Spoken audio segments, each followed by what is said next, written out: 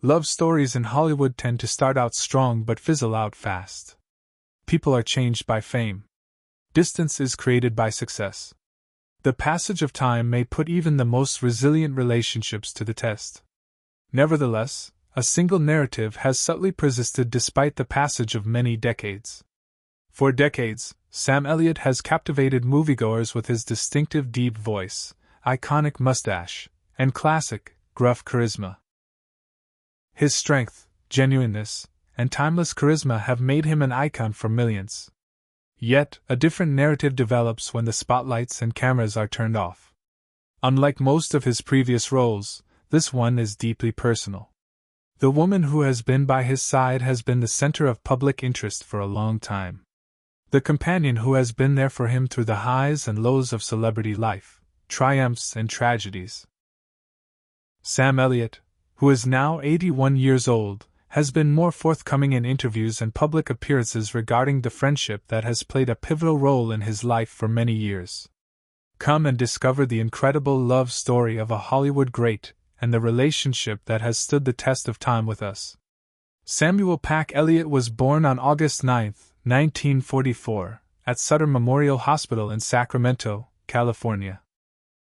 It would be a long time before anybody noticed his distinctive voice or the signature mustache that would later become a part of American popular culture.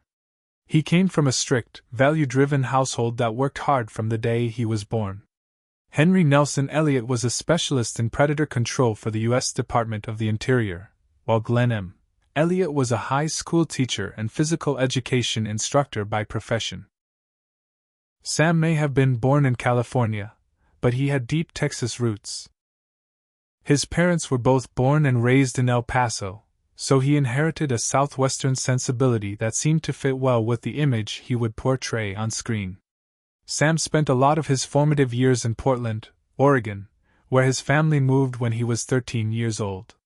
In many respects, his youth was unremarkable. Like countless dreamers before him, he would spend his days outdoors, exploring and fantasizing, and whenever he could, he would escape to the theater. His passion for performing began when he was just 9 years old. It was more than just an idle interest. It was something he subtly clung to all through his formative years. But back home, reality slammed that dream. In his father's view, acting was not a promising profession. Hollywood was a symbol of impending doom and gloom in his eyes. After some time had passed, Sam would think back on the sad truth that his father had died before he could see the success his son would achieve in life. Sam hoped to win his approval for a long time. However, a lesson that had lingered with him for many years was frequently brought up by his father. It was one thing to desire to be an actor. A whole other ballgame was really excelling at it. Tragic events severed the bond between the father and son before they could truly comprehend one another.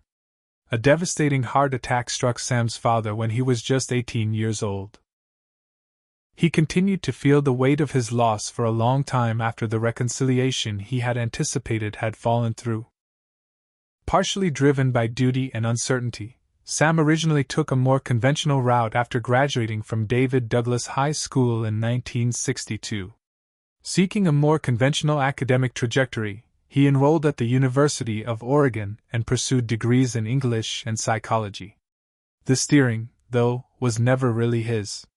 He eventually left and later attended Clark College in Vancouver, Washington, where he completed a 2-year program. At that moment, a crucial turning point came along, nearly unnoticed. In the college production of Guys and Dolls, Sam was cast as Big Jewel and his performance caught the attention of the locals. A critic for the Columbian Daily openly urged him to become a professional actor. His potential as a performer was finally acknowledged by someone outside his inner circle. He may have felt a glimmer of hope for the realization of the childhood dream at that same time. Sam Elliott was torn between two paths in life after graduating from Clark College in 1965. From the outside looking in, he had been a practical person, trying to build a future that made sense to those around him through education and pursuit of practical paths. On the inside, though, he continued to feel compelled to act. His father's doubts about the profession weighed heavily on him, hidden beneath the surface of his daily classes and duties. In his family, a career in acting was never considered a sure bet. The career path was perceived as challenging and fraught with uncertainty. With all that weight on his shoulders, Sam went back to school at the University of Oregon, maybe in the hopes that a more conventional approach would lead him to some answers. Uncertainty was to not come until life stepped in. Everything changed when his father had a fatal heart attack. He was profoundly impacted by the loss. It ended unresolved discussions and made Sam realize that he might never get the approval he had hoped for. Sam was forthright years later about how the incident prompted him to devote more time to acting. Above all else, it forced him to face a crucial reality. Embrace what truly mattered to him. Life was too brief to disregard it. If he was going to face challenges, he hoped they would be part of a purposeful endeavor. If there was any possibility of success, even a slim one, he felt compelled to give it a go. Sam traveled to Los Angeles armed only with his will and optimism. Arriving with aspiration rather than guarantees, he followed in the footsteps of innumerable aspiring performers. While doing construction jobs to make ends meet, he enrolled in acting classes and studied whenever he could. He would spend days doing manual labor. He would spend his nights hoping for a future that nobody could guarantee. There were no easy ways out. There were no quick fixes. All it took was perseverance. Sam Elliott started off with a role that didn't seem like much, but it would be the beginning of a career that would last almost 50 years. He co-starred with Paul Newman and Robert Redford in the 1969 classic western Butch Cassidy and the Sundance Kid. It would go on to become a cinematic classic in the United States. But Sam was only in it for a little while and nobody noticed. In a brief poker scene towards the beginning of the film, he performed the role of card player number 2.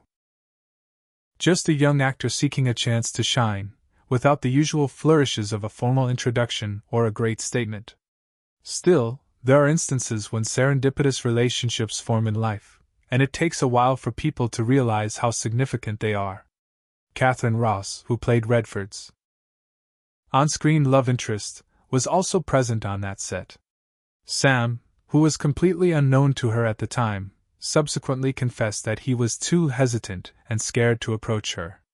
In hindsight, he would confess that he only observed her from a distance. They barely spoke to each other and never shared scenes, yet their paths reconnected almost 8 years later.